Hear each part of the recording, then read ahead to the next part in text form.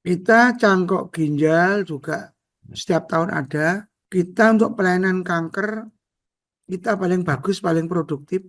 Pelayanan jantung kita juga sebagai pengampu regional saat ini kita sedang proses mengampu Rumah Sakit Umum Daerah Tarakan untuk operasi jantung terbuka. Tentunya itu harus kita atur betul. Jadi bukan tidak semua rujukan kita terima, enggak, bukan itu maksud kami. Ada rujukan itu yang memang bisa diselesaikan di rumah sakit di bawah Karyadi.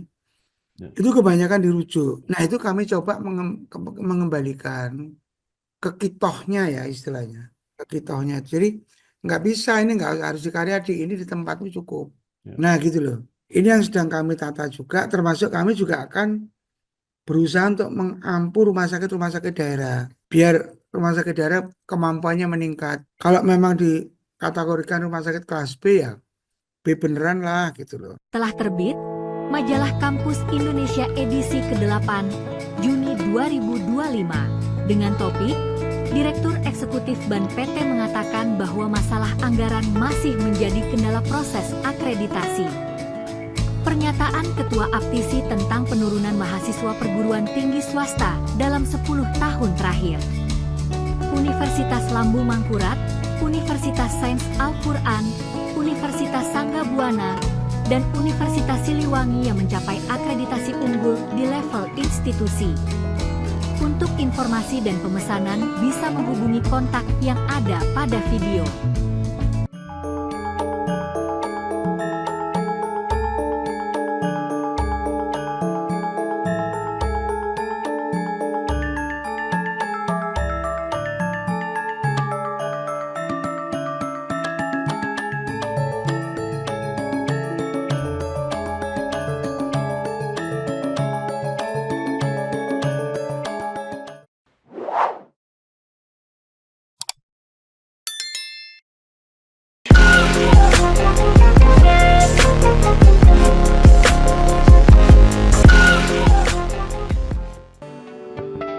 Direktur Utama RSUP Karyadi Semarang, Dr. Agus Ahmadi, MKes, menyatakan rumah sakit ini tidak hanya berperan sebagai institusi pelayanan kesehatan terbesar dan rujukan tertinggi di Jawa Tengah, tetapi juga terus mengalami kemajuan signifikan dalam hal tata kelola klinis. Salah satu inovasi yang menonjol adalah keberhasilan rumah sakit ini dalam melakukan cangkok sumsum tulang. Keunggulan pelayanan kesehatan lainnya yaitu cangkok ginjal yang rutin dilakukan setiap tahun, serta pelayanan kanker dan jantung yang sangat produktif. Saat ini, RSUP Karyadi juga sedang dalam proses untuk mengampu Rumah Sakit Umum Daerah Tarakan dalam pelaksanaan operasi jantung terbuka. Rumah sakit ini juga terus berinvestasi dalam pengadaan alat radioterapi dan radiologi nuklir, serta merencanakan pembangunan medical center pada tahun 2026. Jadi menurut saya Rumah Sakit Karyadi itu rumah sakit rujukan terakhir. Sebetulnya Proyek Karyadi sama Rumah Sakit Cipto ya yang rujukan nasional itu selisihnya nggak banyak lah, sedikit aja itu selisihnya ya, tinggal beberapa produk layanan dan produk kesehatan kalau ditambah itu bisa sama. Cuman memang Karyadi tempatnya karena di daerah ya di Jawa Tengah. Nah, kesan saya itu rumah sakit ini begitu maju tata kelola klinisnya. Hampir semua pelayanan kesehatan tuh bisa di Karyadi. Bahkan ada pelayanan kesehatan yang di daerah lain nggak bisa, di Karyadi itu bisa. Di rumah sakit umum pusat lain belum dijalankan, di Karyadi udah. Cangkok sumsum tulang itu yang bisa Karyadi. Terakhir kemarin ada pasien dengan akut myeloblastik leukemia tipe M4 itu yang recurrent, dilakukan cangkok sumsum tulang dengan ambil darah dari donor, tipenya itu duplo identikal, dan itu baru pertama kali juga dilakukan. Sehingga kami yang di manajemen harus mampu mengikuti dan mengakomodasi kemajuan tata kelola klinis. Bagaimanapun rumah sakit ya sama lah dengan dianggap sebuah perusahaan yang sama, organisasi apapun sama. Jadi harus manajemennya itu bisa menjadi good. Kalau good clinical governance-nya sudah, good management governance-nya sudah, sehingga bisa jadi kalau dianggap corporate ya good corporate governance-nya bisa tercapai gitu. Baik, tadi cangkok sumsum tulang baru bisa dilakukan di Karyadi. Apalagi yang kira-kira istimewa dari Karyadi? Kita cangkok ginjal juga setiap tahun ada. Kita untuk pelayanan kanker, kita paling bagus, paling produktif. Ya. Pelayanan jantung kita juga sebagai pengampu regional saat ini kita sedang proses mengampu Rumah Sakit Umum Daerah Tarakan untuk operasi jantung terbuka. Kalau dengan berbagai kelebihan itu, Dok, apakah tidak semakin apa ya, semakin menumpuk pasien yang ada di Rumah Sakit Karyadi? Tentunya itu harus kita atur betul. Jadi bukan tidak semua rujukan kita terima, ndak, bukan itu maksud Ya, kami. Ada rujukan itu yang memang bisa diselesaikan di rumah sakit di bawah Karyadi, ya, itu kebanyakan dirujuk. Nah itu kami coba mengembalikan ke kitohnya ya istilahnya, ke kitohnya. Jadi nggak bisa ini nggak harus di Karyadi, ini di tempatmu cukup.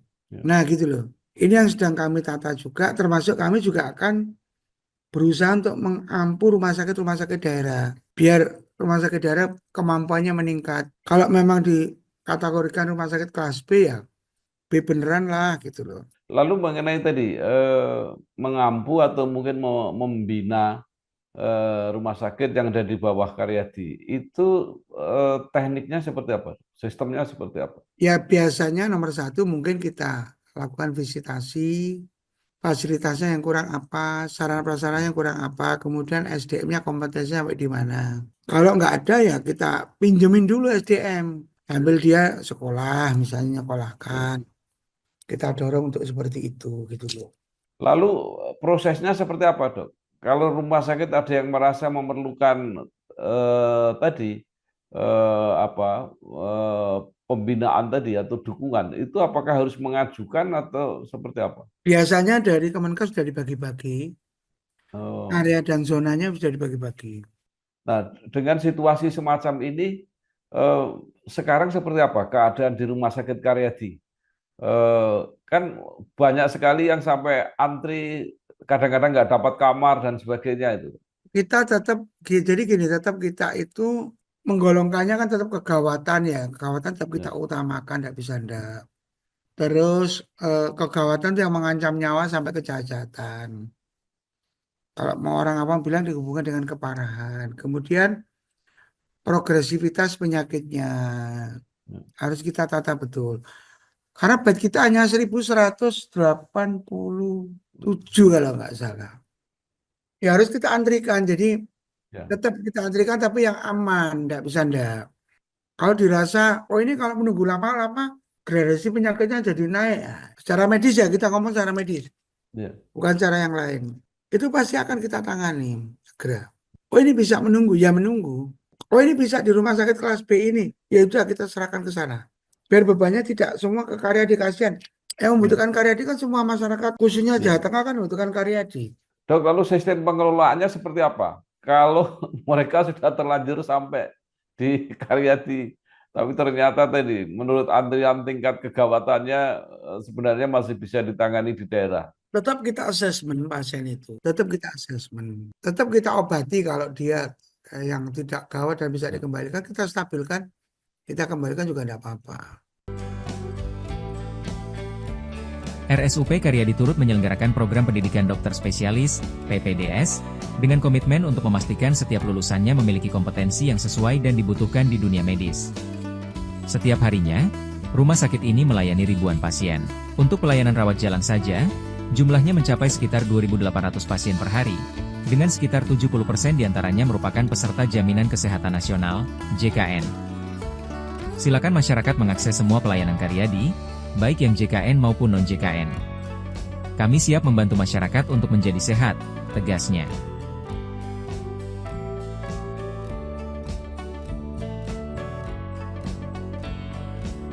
Jadi sampai saat ini berapa, Dok, per hari yang dilayani, baik yang rawat jalan maupun yang rawat inap? Kalau sehari rawat jalan ribuan sih Pak, jadi sekarang tanggal 20 ya, berarti sehari untuk JKN itu sekitar 33.389 ditambah, tambahnya langsung 9.936 dibagi, bukan 20, 1.500-an ya, Dok? lebih, 1.500 lebih. 2.800 Pak. 1.800-an. Baik JKN sama non JKN. Tapi ya JKN-nya banyak Pak. JKN-nya 33.000, Ya. non JKN-nya 9.900. Berarti 70% JKN untuk rawat jalan. Jadi kalau menurut data BPJS, itu kan peserta BPJS itu 98% penduduk kalau tidak salah tuh. Jadi Ya. ternyata belum belum semua yang masuk Oh, Karyadi. kalau itu mungkin begini, Pak. Kita kan juga ada kelas reguler yang murah gitu ya, murah banget.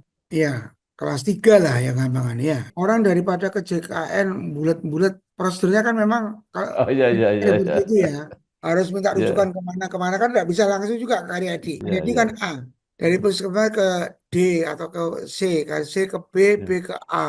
Kadang-kadang udahlah aku tak berobat langsung. Karena kalau saya begitu, kalau saya daripada Iya. alah aku ngetok ini duit 200 300 muter-muter ya tak LW ya. Kan kendaraannya kan juga ya, waktunya Iya. juga atau Pak. Nah, Dok, mungkin yang menarik kan begini. Ada penyakit yang sangat apa ya, sangat kompleks atau sangat rumit lah itu penanganannya sehingga mungkin biayanya sangat mahal. Itu kalau nggak tercover oleh BPJS seperti apa, Dok? Kalau nggak tercover oleh BPJS maksudnya gimana? Ya, artinya kalau ada orang yang biayanya sangat sangat mahal lah ya, operasinya sangat mahal, itu apa ada semacam kemudahan atau mungkin bantuan-bantuan atau seperti apa? Ya enggak Pak, jadi kemarin ditangkap ginjal. Kalau nggak Ya. salah BPJS 50 atau 300, pasiennya habisnya hampir hampir Ya. 1 miliar. Ya sudah, enggak apa-apa itu ya kita terima, memang kewajiban. Artinya yang kekurangan itu ditanggung oleh Karyadi gitu dong. Iya, Kemudian tidak ada misalnya apa penggalangan dana atau apa yang dilakukan rumah sakit atau mungkin ada volunteer-volunteer yang membantu semacam itu. nggak ada Pak. Kami belum mencoba ke arah sana. Nah, tadi sudah disampaikan yang mengenai apa inovasi-inovasi atau keunggulan. Nah, sekarang yang mengenai PPDS dong.